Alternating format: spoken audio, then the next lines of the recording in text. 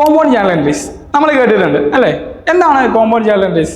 രണ്ടിൽ കൂടുതൽ അക്കൗണ്ടുകളെ അഫക്റ്റ് ചെയ്യുന്ന എൻട്രികളെയാണ് നമ്മൾ കോമ്പൗണ്ട് ജേർണൽ എൻട്രീസ് എന്ന് വിളിക്കുന്നത്. അഥവാ ചില ട്രാൻസാക്ഷനുകളിൽ നമുക്ക് രണ്ടിൽ കൂടുതൽ അക്കൗണ്ടുകളെ അഫക്റ്റ് ചെയ്തിട്ട് നമുക്ക് ചെയ്യാൻ സാധിക്കും. മറ്റൊരു രീതിയിൽ പറയുകയാണെന്നുണ്ടെങ്കിൽ നമുക്കറിയാം, ഒരു നോർമൽ ജേർണൽ എൻട്രി എന്ന് പറയുന്നത് ഒരു ഡെബിറ്റ് ആസ്പെക്ട് ഒരു ക്രെഡിറ്റ് ആസ്പെക്ട് ഈ രൂപത്തിലാണ് ഉണ്ടാവുക.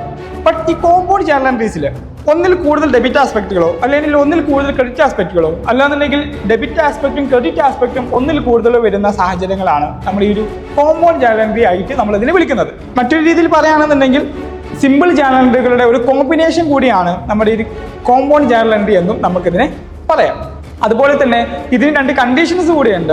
എൻട്രി റെക്കോർഡ് ചെയ്തിരിക്കുന്ന സമയത്ത് അത് സെയിം ഡേറ്റിലായിരിക്കണം, അതുപോലെ തന്നെ അതിൽ അഫക്റ്റ് ചെയ്യുന്ന ഒരു അക്കൗണ്ട് കോമൺ ആയിരിക്കണം എന്നുള്ള ഒരു കണ്ടീഷനും കൂടെ ഇതിൽ വരുന്നുണ്ട്.